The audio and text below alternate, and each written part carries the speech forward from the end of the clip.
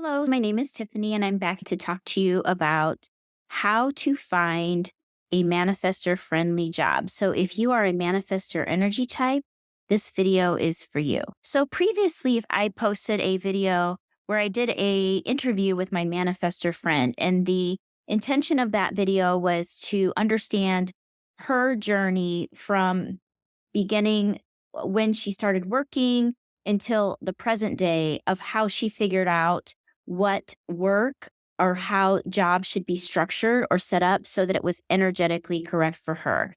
She was like many manifestors where they operate or they're conditioned to operate like a generator or manifesting generator.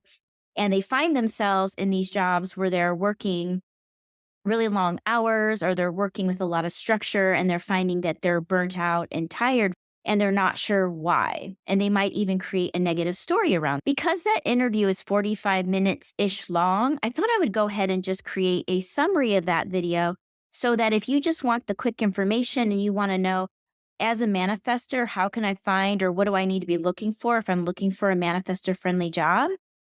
Then you can get that information here. If you want a deep dive into my friend's experience and what that was like as a manifestor with splenic authority, you are more than welcome to check out that video, which I will link here. Before I get into the content, I do want to let you know that I have a wonderful free library full of resources and tools for spiritual seekers. You will find that link below in the comments. And I just want to let you know that I do have a manifestor manifestation guide there. I also have journal prompts for manifestors. So I have a lot of free human design related resources. And I also have free resources on astrology, numerology, and tarot if that's your thing. All right, let's get back to it. So first I want to review, why is it that manifestors are designed to operate differently than, say, generators and manifesting generators? So manifestors, when you're looking at the body graph chart, do not have a colored in or defined sacral energy center, which makes a generator or manifesting generator what they are. When manifesting generators or generators are doing work that they love to do, they're creating energy from this defined or colored in sacral energy center. However, manifestor energy types do not have the sacral energy center colored in. And when they're doing work they love to do, they're not necessarily creating energy. Anybody who's into human design, if you know enough about the different energy types, you're probably also aware that the projector energy type also has an open sacral energy center. However, the projector energy works a little bit different than the manifestor. I would suggest that if you are a projector or you have one in your life, you can find a video that I did recently on how to find a projector friendly job, and I'll link that here. All right, so back to manifestor energy types and how their energy is designed to operate.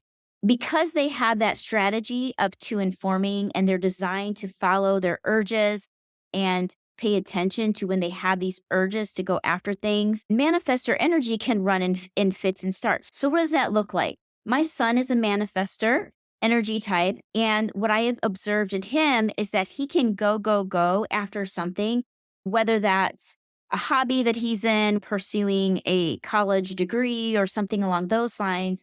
And then there's a period of time where he needs to rest. And often that period of rest looks like 3 weeks, 6 weeks, 6 months. So as a manifestor, it's very important for you because you're going to go after things that you like to go after and you need rest. You're going to have rest periods.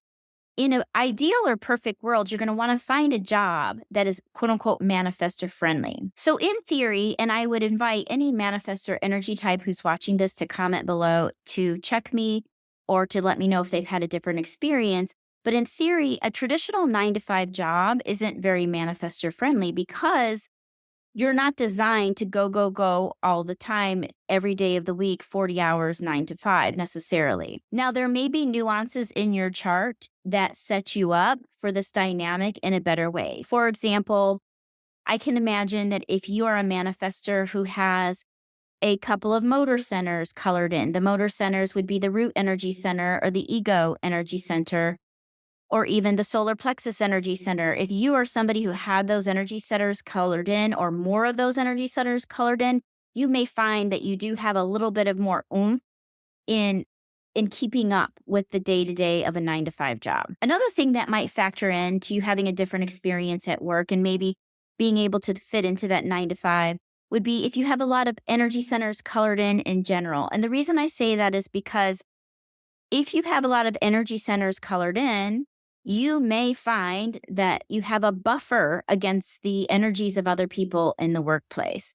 And you may be able, I'm just saying in a perfect scenario, you may be able to protect yourself from picking up on the energy of other people. So that might be also a contributing factor of manifestors who find themselves doing okay or doing very well in 9 to 5 environments. But manifestors can struggle. And one of the reasons they can struggle is number one, they tend to be very independent, very free spirited. They may not like or appreciate other people telling them what to do because if you think about it, manifestors are designed to have that urge and start going after the things they want to go after. So the restrictions in a traditional corporate job, like a 9 to 5 schedule, maybe having restrictions on where and how you work, a lot of restrictions on processes, maybe even restrictions on your ability to come and go or take breaks when you need to, can make you feel very out of alignment and may not be very comfortable for you. Another thing, if you have a lot of energy centers that are open or white in your chart, you may find that being around a lot of people in your shared work environment, even if it's a couple other people, and you sit closely or work closely with them and aura with them, you may find that that can be a beneficial experience. And the way that would be beneficial is if these individuals are living the highest expression of their design, right? That might be something that boosts you up, that lifts you up, especially if you're working with generators or manifesting generators that are creating energy when they love to do what they do. However, if you find yourself being really drained in environments where you're sharing workspaces with people and you have a lot of open centers, if those individuals are in a really negative place, maybe they're in the low expression of their design and not living their best life, you're probably going to pick up on that and you will probably feel it and it will impact your ability to sustain energy throughout the day or to have a really positive work environment. In summary, if you're a manifestor looking for a manifestor friendly job, what you are going to do is look for jobs that allow you a lot of freedom, a lot of flexibility, a lot of autonomy. And if you find that you have a negative experience or it's really challenging being around the auras or the energies of other people, you're also going to want to find an environment that allows you to be more solo. Again, this is perfect world. I understand a girl's got to pay the bills and sometimes we can't always get what we want. But if you can hit a few of these key things, you might find that your work is more supportive to your energy type. So again, autonomy and flexibility in your schedule. Are you allowed to take breaks whenever you need to? Are you allowed to set your hours or flex your hours without judgment or criticism from other people? Consider remote work or independent work where you are the lone wolf, so to speak, and maybe you work with a team, but you're able to work remotely. So you're able to dial in and work with people and get that collaboration. But most of the time, you're just on your own and you're in your own aura. You may find that having more freedom in how you execute your job or how you get things done.